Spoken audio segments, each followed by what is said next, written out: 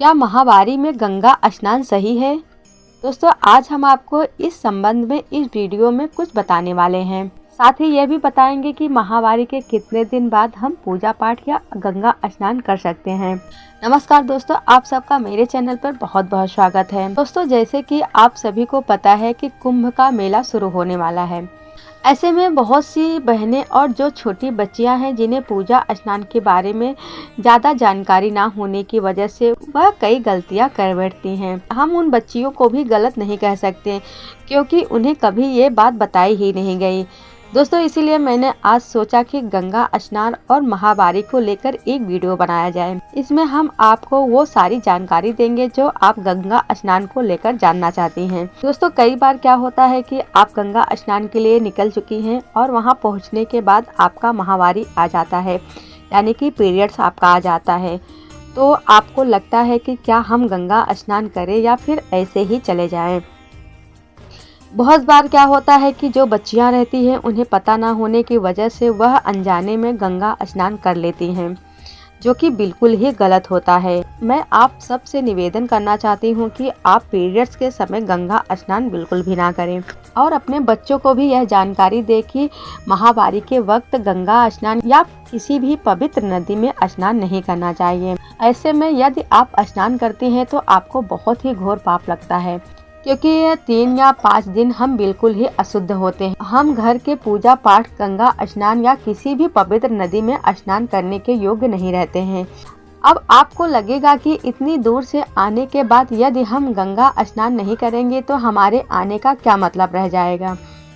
देखिए दोस्तों, ऐसा बिल्कुल भी नहीं है। अगर आप पूरे श्रद्धा भाव से प्रयागराज में आकर सिर्फ गंगा दर्शन कर लेती हैं तो आपको स्नान का पूरा फल प्राप्त हो जाता है। शास्त्रों में बताया गया है कि गंगा दर्शन मात्र से ही आपके सारे पाप धुल जाते हैं। और यहाँ कई ऐसे भी महापुरुष हैं जो कि गंगा माँ को प्रणाम कर लेते हैं और स्नान नहीं करते हैं, क्योंकि उनका मानना है कि जब गंगा दर्शन से ही फल प्राप्त हो रहा है तो उनको गंदा क्यों करना। वह अपने पैर कभी भी गंगा जी में नहीं डालते। खैर, यह उनकी सोच है। अगर आप शुद्ध हैं तो आप गंगा स्नान जरूर करें, इसमें कोई पाप नहीं है, क्योंकि वह हमारी माँ है। वह पापी, अधर्मी और सज्जन पुरुष सभी को अपनी शरण में ले लेती हैं और सभी का उद्धार करती हैं। दोस्तों, माहवारी के 5वें या 7वें दिन में ही हमें पूजा पाठ करना चाहिए। माहवारी के बंद होने के बाद ही किसी भी पवित्र नदी यानी कि गंगा नदी या किसी भी नदी में स्नान करना चाहिए। बहुत सी बहनों का 3 या 5 या 7 दिन तक रहता है। यदि आपका 3 या 4 दिन के माहवारी रहता है तो आप 5वें दिन बाल धोकर पूजा पाठ कर सकती हैं। लेकिन याद रखें कि हमेशा माहवारी बंद होने के बाद ही पूजा पाठ करना चाहिए। अगर माहवारी आपका चल रहा है यानी कि पीरियड्स आपका आ रहा है तो आपको उसमें पूजा पाठ या किसी भी पवित्र नदी में स्नान नहीं करना है। दोस्तों, बहुत बार हमारे साथ ऐसी भी समस्या आ जाती है कि हम मंदिर के अंदर लाइन में लगे होते हैं और हमारा पीरियड्स यानी कि माहवारी आ जाता है। तो ऐसे में हमें क्या करना चाहिए? क्या हमें वापस आ जाना चाहिए या फिर मंदिर के अंदर प्रवेश कर लेना चाहिए? हम बहुत ही बड़ी दुविधा में फंस जाते हैं। अगर आप लाइन में लगे हैं और आपका पीरियड्स आ गया है तो आप बाहर बिल्कुल भी ना आए। यह भगवान की मर्जी मानकर आप भगवान का दर्शन दूर से ही कर लें।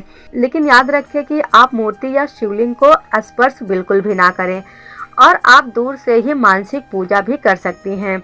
मानसिक पूजा कैसे होती है? जैसे कि आप मन ही मन अपनी गलतियों की माफी मांग ले और मन के अंदर यह सोच ले कि मैं आपका मानसिक पूजा कर रही हूँ और आप मेरी पूजा स्वीकार करें, मेरे प्रसाद को स्वीकार करें, मेरी प्रार्थना को स्वीकार करें और मेरे परिवार का कल्याण करें। बस आपकी पूजा भगवान तक पहुँच जाएगी। दोस्तों, अगर आप गंगा स्नान के लिए जा रही हैं तो मेरी आपसे विनती है, कुछ महिलाएं गंगा जी में स्नान करते समय वहां थूक देती हैं और अपने शरीर को रगड़ रगड़ कर उसमें स्नान करती हैं और कुछ महिलाएं अपने निकाले हुए वस्त्र भी गंगा जी में धोने लगती हैं, जो कि बहुत ही बड़ा पाप होता है। गंगा जी में कभी भी थूकना नहीं चाहिए और ना ही अपने शरीर की गंदगी निकालनी चाहिए और अपने बदले हुए वस्त्र को कभी भी गंगा जी में नहीं धुलना चाहिए।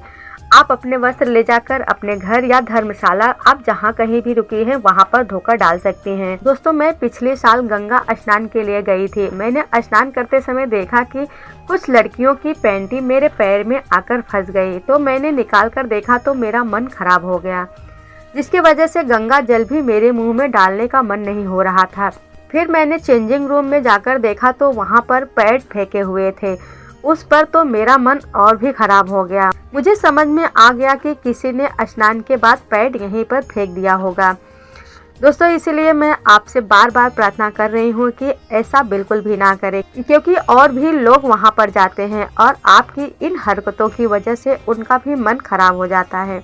और गंगा माँ इतनी पवित्र होने के बावजूद भी हमारा मन नहीं मानता कि हम गंगा जल अपने मुंह के अंदर डालें। इसीलिए मेरी आपसे विनती है कि गंगा जी को स्वच्छ रखें और माहवारी के दौरान गंगा स्नान बिल्कुल भी ना करें। आप हाथ मुंह धोकर उनको प्रणाम करके फिर वापस आ सकती हैं। आपको गंगा स्नान का पूरा फल प्राप्त हो जाएगा। दोस्तों, कुछ बातों का हमें विशेष ध्यान देना चाहिए, जैसे कि हमें अशुद्धि में भगवान का किसी भी काम में हाथ नहीं लगाना चाहिए, क्योंकि वह हमारे भगवान है, हमारे इष्ट है। हम गंदगी के समय उन्हें हाथ नहीं लगा सकते। माहवारी आना एक आम बात है, लेकिन जो माहवारी के दिन जो नियम कानून बनाए गए हैं उसे हमें ज़रूर मानना चाहिए। आज के मॉडल ज़माने में कुछ लोग का कहना है कि माहवारी कुछ नहीं होता, लेकिन यह होता है। आप शास्त्रों को उठाकर पढ़ सकते हैं, उसमें साफ साफ लिखा है कि 3 दिन तक औरतें बिल्कुल ही अशुद्ध होती हैं। उन्हें 3 दिन तक आराम करना चाहिए और भगवान के किसी भी कार्य, भजन, कीर्तन किसी भी चीज़ में शामिल नहीं होना चाहिए। यह हमारे हिंदू शास्त्रों में लिखा गया है। इसलिए हमारे शास्त्रों को जानने की कोशिश करें और बेवजह किसी की बातों में ना पड़ें। शास्त्रों को जानना बहुत ज़रूरी होता है। शास्त्र अगर आप जान लेते हैं तो आपकी सारी शंकाएं दूर हो जाती हैं। इसीलिए आप भागवत गीता, रामायण या भी किसी भी शास्त्र को आप पढ़ सकती हैं। आपको धीरे धीरे सब चीज़ों का नॉलेज बढ़ने लगेगा। दोस्तों, जानकारी यदि आपको थोड़ी भी अच्छी लगी हो तो इसे एक लाइक ज़रूर कर देना। फिर मिलेंगे एक नई जानकारी के साथ। तब तक के लिए नमस्कार, धन्यवाद।